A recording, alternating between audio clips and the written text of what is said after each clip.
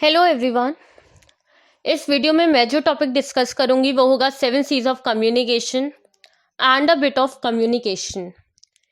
क्योंकि कम्युनिकेशन के बगैर हम अपनी लाइफ तो इमेजिन ही नहीं कर सकते हैं। और हर इंसान 365 डेज 24/7 आवर्स कम्युनिकेशन किसी ना किसी फॉर्म में, चाहे वो लिखकर हो चाहे वो ओरल हो, करता ही है। अब इसमें उनका जो भी वेस्टेज हो रहा है, wastage in terms of time, efforts, energy, वो सब अवॉइड हो सके। सेकंड, ये topic 7 C's of communication students के लिए काफ़ी ज़्यादा स्कोरिंग टॉपिक होता है, बट स्टिल स्टूडेंट्स को कहीं ना कहीं इस टॉपिक में प्रॉब्लम आती ही है। एंड सो आई बिलीव कि इस वीडियो को देखने के बाद स्टूडेंट्स के जो भी डाउट होते हैं वो नहीं रहेंगे। एंड सो कम्युनिकेशन कम्युनिकेशन एक वो एक्ट है जिसके थ्रू इंसान अपनी फीलिंग्स, अपनी बात या अपने मैसेज को दूसरों तक पहुंचा सकता है। सो कम्युनिकेशन के लिए कम से कम लोगों का होना तो ज़रूरी होता ही है, अब चाहे ज़्यादा कितने भी हों, जिसमें से एक स्पीकर या जिसको हम सेंडर भी बोल सकते हैं, एक उसका रोल करता है और दूसरे का रोल लिसनर और स्पीकर का होता है। सो 7 C's ऑफ कम्युनिकेशन, जिसको हम लोग 7 C's ऑफ इफेक्टिव कम्युनिकेशन भी कहते हैं। तो स्टूडेंट्स, अगर एग्जाम में बाई चांस क्वेश्चन आता है डिस्क्राइब, इलेबोरेट और एक्सप्लेन 7 C's ऑफ कम्युनिकेशन या फिर 7 C's ऑफ इफेक्टिव कम्युनिकेशन, तो आपको यहाँ ज़रा भी कंफ्यूज होने की ज़रूरत नहीं है, क्योंकि दोनों का मतलब यही है कि आपको 7 C's ऑफ कम्युनिकेशन के बारे में लिखना है। तो 7 C's ऑफ कम्युनिकेशन दिया था स्कॉट कटलेप के द्वारा, और उन स्कॉट कटलेप ने ये 7 C's ऑफ कम्युनिकेशन सबसे पहले अपनी एक बुक में दिए थे जिसका नाम था इफेक्टिव पब्लिक रिलेशन, जो कि पब्लिश हुई थी इन द ईयर 1952। तो अब क्या होता है, जैसे कि स्पीकर अपनी बात बोल रहा है तो क्या होता है, ऑडियंस उसकी बात सुनती है, लेकिन फिर एक टाइम ऐसा आता है कि ऑडियंस धीरे धीरे अपना इंटरेस्ट खोने लगती है स्पीकर की बातों से। मतलब जो भी स्पीकर बोल रहा हो उस पर से उनका ध्यान हटने लगता है ऑडियंस का। अब एक बार को अगर हम लोग बात करें डेजिग्नेशन के पर्पज से, तो हो सकता है ऑडियंस एक बार को आपकी डेजिग्नेशन की रिस्पेक्ट करते हुए तो आपकी बात सुन रही है, but you as a human being doesn't know कि ऑडियंस का इंटरेस्ट कब आपकी बातों से हट गया है, एंड फिजिकली तो बैठा है बट मेंटली वो किसी और दुनिया में है। सो इस चीज़ को अवॉइड करने के लिए स्कॉट कटलेप ने ये 7 C's ऑफ इफेक्टिव कम्युनिकेशन दिए। तो आप चाहे इंसान किसी भी तरीके से, चाहे वो बोलकर चाहे वो लिखकर अपनी बात दूसरों तक पहुंचा रहा है, तो उसको कुछ चीज़ों का ध्यान देना चाहिए अपने मैसेज को कन्वे करते हुए कि उनका मैसेज कैसा होना चाहिए। तो इन सारी चीज़ों को ध्यान में रखते हुए स्कॉट कटलेप ने ये 7 C's ऑफ इफेक्टिव कम्युनिकेशन दिए हैं, और वो है completeness, conciseness, consideration, clarity, concreteness, courtesy and correctness. तो अब मैं एक एक करके इनका मतलब बताऊंगी, एंड जहाँ जहाँ ज़रूरत पड़े वहाँ मैं आपको एग्जाम्पल के थ्रू भी समझाऊंगी, ताकि आपकी level of understanding, I would say, कि काफ़ी अच्छे से आपको समझ में आए। सो सबसे पहले हमारा आता है complete. The communication must be complete, it should convey all information required by the audience. The sender of the message must take into consideration the receiver's mindset and convey the message accordingly. तो इसमें ये होता है कि जो भी speaker अपनी बात बोल रहा है या इंफॉर्मेशन कन्वे कर रहा है, तो उसको ये ध्यान रखना चाहिए कि उसके मैसेज में हर वो इंफॉर्मेशन अवेलेबल हो जो कि ऑडियंस चाहती है या ऑडियंस को रिक्वायरमेंट है। या फिर अगर सेंडर अपना मैसेज भेज रहा है तो वो मैसेज को अम, तो वो अपने मैसेज को रिसीवर्स का माइंडसेट ध्यान में रख के डेवलप करे और उसको उसके अकॉर्डिंगली, रिसीवर्स के माइंडसेट के अकॉर्डिंगली वो अपना मैसेज दे। तो एक ये चीज़ है जो कि स्पीकर को अपने दिमाग में रखना चाहिए जब भी वो मैसेज देता है, कि एक तो उसके मैसेज में वो सारी चीज़ें हों जो भी ऑडियंस की रिक्वायरमेंट हो, ताकि उस लोग, जैसे ये होता है कि एक बार आपने मैसेज कन्वे कर दिया, आप चले गए, अब ऑडियंस कहीं ना कहीं उनको कुछ डाउट्स हैं, तो हो सकता है वो आपको बाद में फिर कॉल करें। ये भी हो सकता है कि आप किसी इंपॉर्टेंट मीटिंग में हो तो उनका कॉल रिसीव नहीं कर पाए। तो इस चीज़ को अवॉइड करने के लिए आपको ध्यान रखना है एज ए स्पीकर और अ सेंडर, कि आप जो भी मैसेज दे रहे हो उसमें आप वो सारी इंफॉर्मेशन इंक्लूड करो जो भी इंफॉर्मेशन आप चाहते हो कि आपके ऑडियंस को पता हो। फिर आता है हमारा conciseness. When you are concise in your communication, you stick to the point and keep it brief. Avoid using filler words and unnecessary sentences.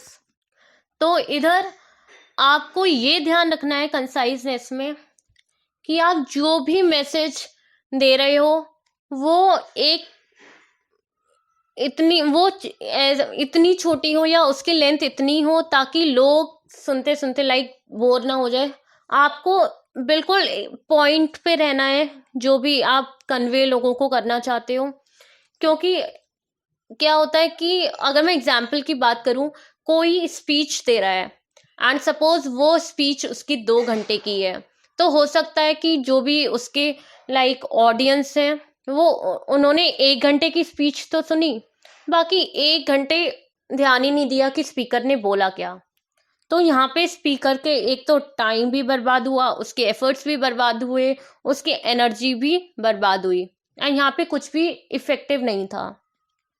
तो इस चीज़ को अवॉइड करने के लिए आपको एज स्पीकर ध्यान रखना है कि आपकी जो भी स्पीच है या आपका जो भी मैसेज है वो छोटा हो, काफ़ी ज़्यादा लेंदी ना हो।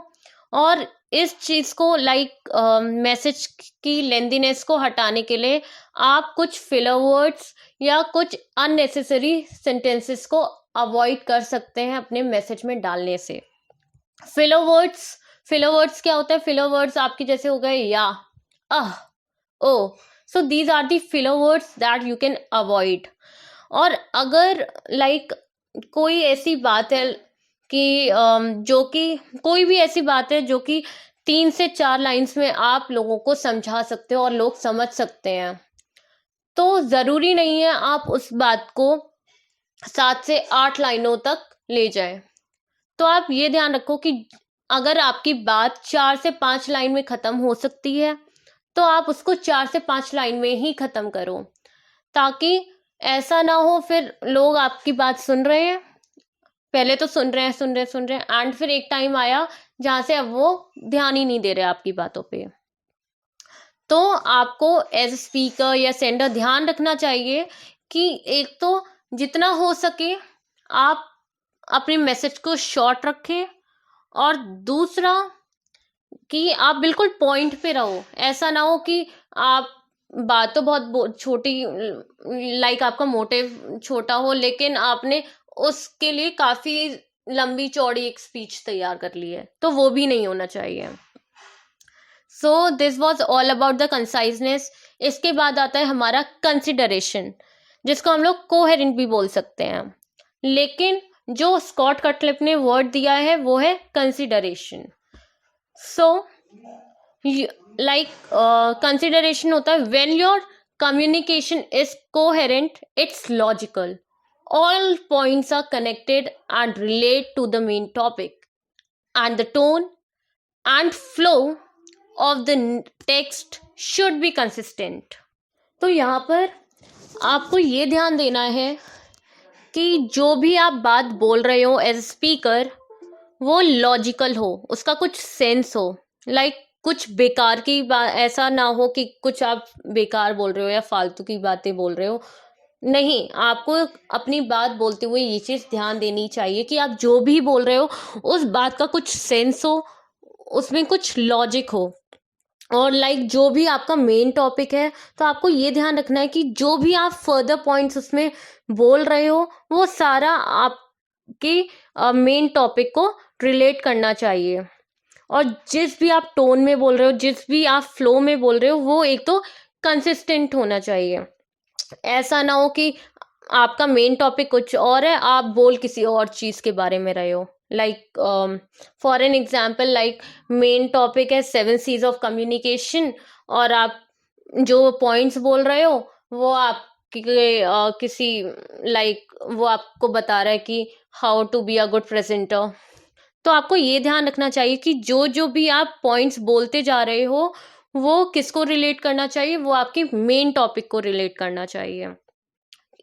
ताकि वरना इससे क्या होगा, इससे जो भी ऑडियंस होगी उनके माइंड में कंफ्यूजन आएगी कि पता नहीं टॉपिक तो हमारा ये है, लेकिन जो बोल रहे हैं जिस हिसाब से ये बोल रहे हैं, या जो जो पॉइंट्स ये बोल रहे हैं उससे तो कुछ और लग रहा है। तो ये कंफ्यूजन ऑडियंस में ना हो, तो इस चीज़ को ध्यान में रखते हुए हमें ये कंसिडरेशन पे ध्यान देना चाहिए कि जो भी हम टोन में, जिस भी टोन में या जिस भी फ्लो में बोल रहे हैं, एक तो वो कंसिस्टेंट हो, और जो भी हम बोल रहे हैं वो हमारे मेन टॉपिक को रिलेट करता हो। इसके बाद हमारा जो आता है वो है कंक्रीटनेस। तो इसका मतलब है बी स्पेसिफिक, नॉट वेग।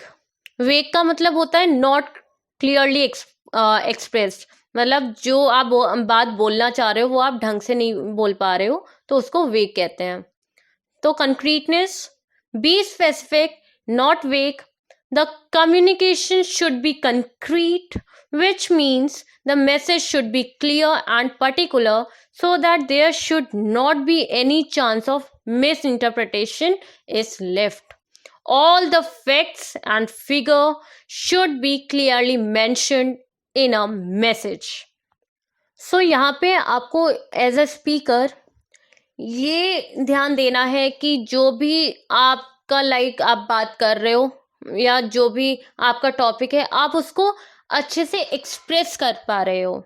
एंड आपको ये ध्यान रखना है कि आपका जो भी कम्युनिकेशन हो या मैसेज हो वो कंक्रीट हो, यानी कि इतना क्लियर हो कि जो भी आप बात बोल रहे हो सामने वाले को वही बात समझ में आए, उसी सेंस में जिस सेंस में आप बोल रहे हो। तो उसके लिए लाइक आप फैक्ट और फिगर्स का भी यूज कर सकते हो अपने मैसेज में। तो जो भी आप फैक्ट्स और फिगर्स यूज कर रहे हो वो आपके मैसेज में क्लियरली मेंशन होना चाहिए। अब यहाँ पे अगर मैं एग्जाम्पल लूँ, तो यहाँ पे इस कंक्रीटनेस को मैं एक एग्जाम्पल के थ्रू ही समझाना चाहूँगी, like for your better understanding. कि सपोज एक गर्ल है जो कि एक रिंग पहनी हुई है, और उसके पास दूसरी गर्ल आती है, एंड शी जो लड़की आती है वो उस लड़की से ये पूछती है कि what is the value of the ring for you, कि तुम्हारे के लिए तुम्हारी जो रिंग है उसकी क्या वैल्यू है। तो जिस लड़की ने पूछा उसका उसका कहने का मतलब ये था कि लाइक जो भी आप रिंग पहने हो आपके लिए अहमियत क्या रखती है। लेकिन हो सकता है जो लड़की रिंग पहनी हो उसको वो इस तरीके से इंटरप्रेट करे, या उसको ऐसा भी लग सकता है कि शायद वो लड़की उसकी मॉनेटरी वैल्यू पूछ रही है, तो वो कह देगी कि मुझे ये रिंग 10,000 में मिली। तो यहाँ पे जो लड़की ने क्वेश्चन पूछा था, सो लड़की ने मिस इंटरप्रेट कर लिया एंड उसको आंसर कुछ और मिला। तो हमें एज अ स्पीकर ये ध्यान रखना चाहिए, लाइक जो भी हम क्वेश्चन किसी से पूछ रहे हैं या जो भी हम लोग लाइक बात कर रहे हैं, तो उस ऐसा ना हो कि सामने वाला इंसान उसका कुछ और मतलब निकाल ले। तो आपको इस तरीके से प्रेजेंट करना है ताकि कोई उस चीज़ का चांस ना रहे कि आपकी बात का कुछ और मतलब भी निकाला जा सकता है। आप जिस सेंस से बात कर रहे हो, दूसरा भी उसी सेंस में आपकी बात समझ रहा है। तो इसको इंश्योर करने के लिए आप अपने मैसेज में फैक्ट्स और फिगर्स को यूज़ कर सकते हैं। इसके बाद हमारा आता है courtesy. Courtesy Courteous communication is friendly, open, and honest. There are no hidden insult or passive aggressive tones. यहाँ पे इसका मतलब ये है कि जो भी स्पीकर अपनी बात बोल रहा है, तो उसके बोलने के तरीके से या उसके मैसेज में जो ऑडियंस को ऐसा ना लगे कि जो भी स्पीकर है वो किसी की इंसल्ट कर रहा है।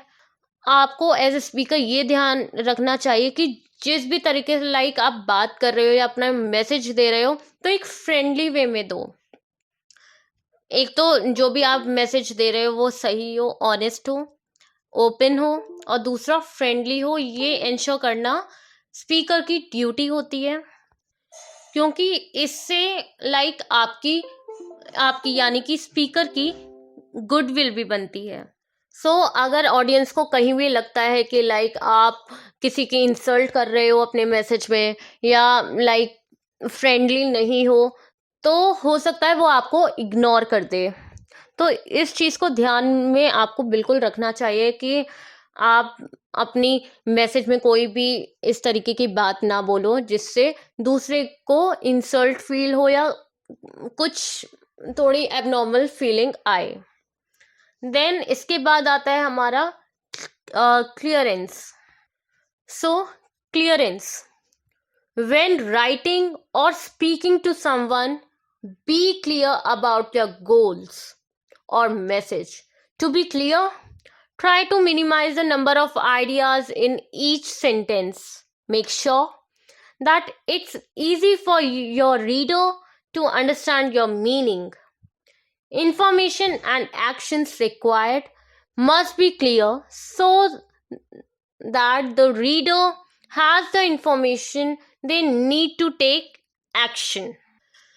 इसका मतलब ये है कि यहाँ पे आपको एज अ स्पीकर और कहना चाहिए कि एज अ सेंडर ये ध्यान रखना है कि जो भी आप मैसेज में लिख रहे हो, आप उसके बारे में बिल्कुल क्लियर हो। जो भी आपका गोल है या जो भी आपका ऑब्जेक्टिव है, जिस भी ऑब्जेक्टिव के लिए आप लोगों को मैसेज डाल रहे हो या कुछ मैसेज दे रहे हो, तो आपको बिल्कुल क्लियरली अपने आइडियाज़ के साथ क्लियर होना चाहिए, क्योंकि अगर आप क्लियर होगे तो ही आप सामने वाले को वो चीज़ क्लियरली बता पाओगे। एंड यहाँ पे आपको क्या ट्राई करना है कि आपके जितने भी आइडियाज़ हैं, आप हर सेंटेंस में अपने आइडिया बताओ, तो लेकिन you needs to be clear and try to minimise the number of ideas. अगर आपके कोई 10 आइडियाज हैं, तो आप उनको 5 में ट्राई करो कि 5 में कन्वर्ट कर पाओ। And you also need to make sure that कि जब आप ये जो भी आपके आइडियाज हैं, जब आप दूसरे के पास रखो, तो दूसरे को भी उसका मीनिंग समझने के लिए इजी हो, डिफिकल्ट ना हो, इजी हो, बहुत इजीली आपकी बात समझ पाए। एंड आपका मैसेज इतना क्लियर होना चाहिए ताकि जो भी आपका मैसेज पढ़ने के बाद या फिर आप जो भी बोल रहे हो उस पे गौर करने के बाद ऑडियंस को जो भी एक्शन लेना हो वो ईजिली समझ पाए कि हाँ, उनको अब क्या एक्शन लेना है। इन सब के बाद, आपकी बात सुनने के बाद, उनको कैसा रिएक्ट करना है या क्या एक्शन लेना है। एज अ स्पीकर और a sender, you need to be very clear with your goal and with your message as well. अब आता है correctness. The message should be correct, that is a correct language should be used, and the sender must ensure that there is no grammatical and spelling mistakes. Current communication is also error free communication. तो यहाँ पे आपको as a speaker ये ध्यान देना है कि जो भी आप मैसेज दे रहे हो वो सही हो। सही इन द सेंस, आप जिस लैंग्वेज में उसको लिख रहे हो कोई भी उसमें अब्यूजिव लैंग्वेज नहीं होनी चाहिए, या अब्यूजिव अब्यूजिव वर्ड्स नहीं होने चाहिए जिससे कि ऑडियंस को बुरा लगे। क्योंकि हर किसी का एक बोलने का तरीका अलग होता है, एक देखने का नज़रिया अलग होता है। तो आपको ये ध्यान रखना है कि जो भी आप मैसेज में लिख रहे हो और आप किसी दूसरे के सामने जब प्रेजेंट करोगे, तो अगर कोई भी अब्यूजिव लैंग्वेज होंगे या वर्ड्स होंगे, तो उसको वो पढ़कर या सुनकर अच्छा नहीं लगेगा। तो आपको बहुत ही ध्यान से ये चीज़ देखनी पड़ेगी कि आप कोई भी ऐसे वर्ड्स या कोई भी ऐसी टोन ना रखो। और सेकेंडली आपको ये भी ध्यान देना होगा कि आपके मैसेज में कोई भी ग्रामेटिकल मिस्टेक और स्पेलिंग मिस्टेक्स ना हो। क्योंकि ऑब्वियसली हो सकता है कि आपकी तरफ से बाय चांस हो गई गलती, लेकिन कहीं ना कहीं सामने या जो भी आपके ऑडियंस होगी उन पे एक गलत इंप्रेशन आपका पड़ ही जाएगा। क्योंकि क्या होता है कि एक बार को ऑडियंस आपका मैसेज पढ़ रही है या आपको सुन रही है, बट कहीं भी आपने गलती कर दी, कहीं भी उसने एक छोटी सी भी मिस्टेक पकड़ ली, तो कहीं ना कहीं ऑडियंस का सारा फोकस उसी चीज पे या रीडर का सारा फोकस उसी एक गलती पे चला जाता है। तो you need to make sure there should not be any sort of grammatical और spelling mistake in your message. और साथ ही साथ करेक्ट कम्युनिकेशन को हम लोग एरर फ्री कम्युनिकेशन भी बोल सकते हैं और बोलते हैं भी। सो यही सब था about 7 C's of effective communication और कम्युनिकेशन। अगर आपको वीडियो ज़रा भी पसंद आई हो तो प्लीज़ वीडियो को एक लाइक कर दीजिएगा और चैनल को सब्सक्राइब करना बिल्कुल भी मत भूलिएगा। Thank you.